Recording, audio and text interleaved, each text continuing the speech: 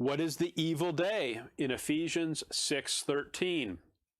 What is the evil day in Ephesians 6:13? So turn there with me if you would.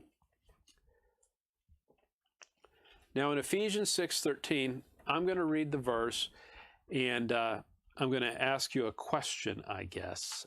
So we'll get the music ready. Ephesians 6:13. I didn't tell her beforehand, I just feel like, look, part of the job is you learn on the fly. You just go with the punches, you roll with things. Ephesians 6:13. Wherefore take unto you the whole armor of God, that ye may be able to withstand in the evil day, and having done all to stand. So Ephesians 6 talks about the whole armor of God, and it talks about the evil day. And what we're going to do when we play the music is I want you to guess, I want you to tell me, what is the idea that people have about what the evil day means? 13.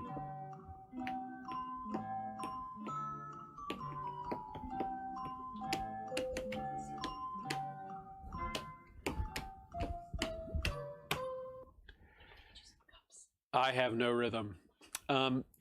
Here's what people will sometimes do. When they think about the evil day, they'll say, well, I know what the evil day is. The evil day is the 70th week. Now, I want you to do one little search with me here. So let's pull up our old friend Blue Letter Bible, and let's run evil day, and let's see what it comes up with. And so it's going to think through this, give us some results, but let's see what the scriptures tell us about the evil day. It'd be interesting if there was a definition specifically as to what it was. So we're going to run evil day, and let's see what we get. So Blue Letter Bible is processing here.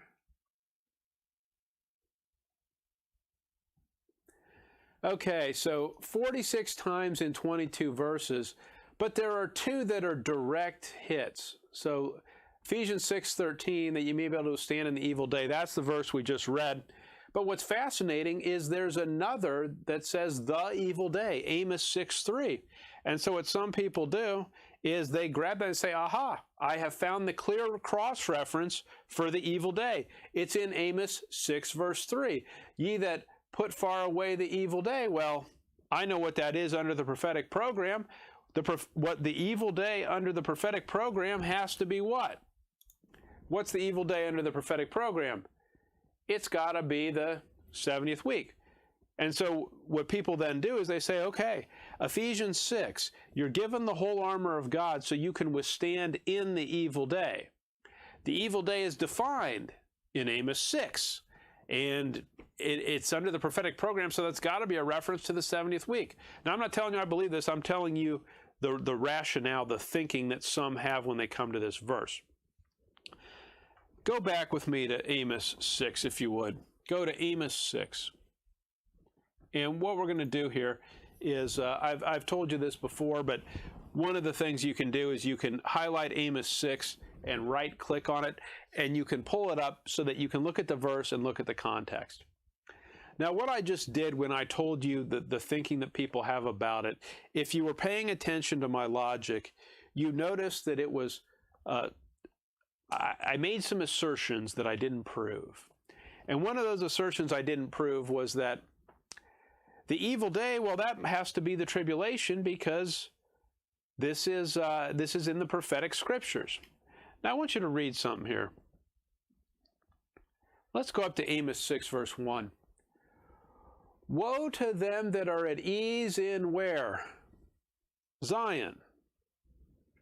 And trust in the mountain of Samaria, which are named chief of the nations, to whom the house of Israel came.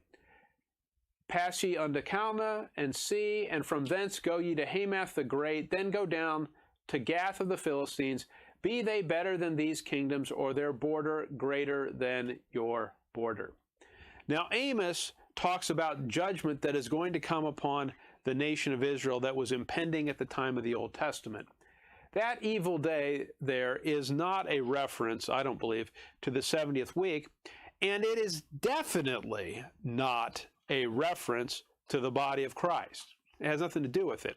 Was the body of Christ even revealed in Amos 6, verse 3? It wasn't. So get with me, if you would, Ecclesiastes chapter 12. So what I'm showing you there, and what I want you to notice is this. You always have to pay attention to context. We ran evil day. We found another thing that said evil day. Well, that must be a perfect hit. I can go with that, right? Because it says the same thing.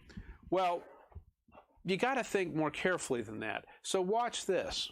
I'm going to scroll down here, and oh, wait a minute. Yeah, there's two of these that are verbatim the same, but there's a bunch of other verses about days that are evil. Maybe I should pay attention to those as well. So look with me at Ecclesiastes chapter 12. Ecclesiastes chapter 12. Ecclesiastes chapter 12, verse 1. Remember now thy Creator in the days of thy youth, while the evil days come not. Oh, that's interesting. So apparently there's more than one evil day, isn't there? And in the context of Ecclesiastes 12, the evil days are a reference, it seems, to not the days of youth, but the older days are described as evil days. And just to state the obvious, if you think through the timeline of history, are there various evil days? And the answer is, obviously, there are. So be careful and be comprehensive. When you study something, look at all the relevant cross-references. Now, I want to show you one thing, and this is just absolutely fascinating. So we saw, well, notice what I did here. You see how I ran evil day there? I found the perfect cross-reference, the evil day in Amos 6:3. I didn't run it with the wild cards, did I? So now let's rerun this with the wild card. So I'm going to put an asterisk after evil and an asterisk after day. So let's see what it comes up with now. So it's going to think through this. And if you recall, the verse we're trying to explain is Ephesians 6:13. Is Ephesians 6:13 saying that we're going to go into the 70th week? So now we've run evil and day with the asterisks, and now there's 101 times in 45 verses. So we got a bunch more hits, don't we? I'm not going to go through all of them, but I want to show you one thing that's just absolutely fascinating. So if we scroll down here, we get to Ephesians 5:16. Now, here's a tough question for you. How far away from Ephesians 6 is Ephesians 5? And the answer is not very much, right? So if you're trying to understand the context of Ephesians 6:13, where it talks about the evil day, Ephesians 5 would be pretty relevant. Ephesians 5:16, redeeming the time because the days are evil. So in Ephesians 6:13, is it saying there's one evil day and it happens during the 70th week and the body of Christ is going to go into the 70th week and you need the armor of God so you can withstand in that?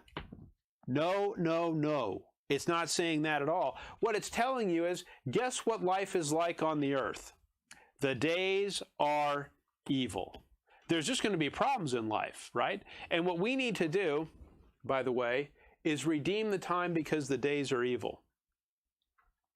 Think about this with me if you would.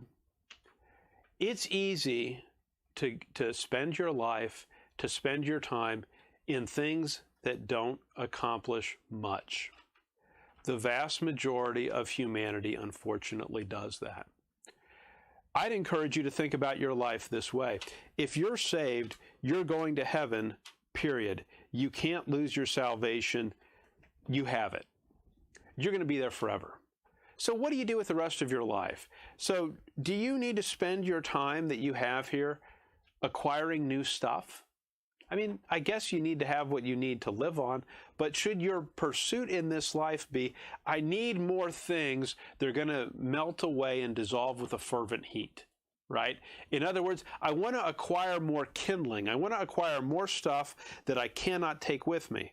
Well, that would be a total waste of time. But if you instead redeem the time, in other words, let me figure out how to use my moments to preach the gospel, to witness to neighbors, to lead a Bible study, to study the Word, to do the things that advance the cause of Christ as best I can. See, what's happening right now, and you've seen this, if you have access to the internet, which you do because you're on Facebook, what's happening on Facebook? What's happening on the internet right now? Well, it's full of panic. It's full of wild theories that are not based in fact. It's based upon all sorts of political speculation. And what I will just tell you is, you're not going to change that. If you think that you're going to change the course of this world, you're not going to change the course of this world, because the course of this world is set by the prince of the power of the air. You're not going to be able to change that. But what you can do is, in the personal time that you have, in the days that are given to you, what you can do is you can spend that for the cause of Christ. And that's what we need to be doing.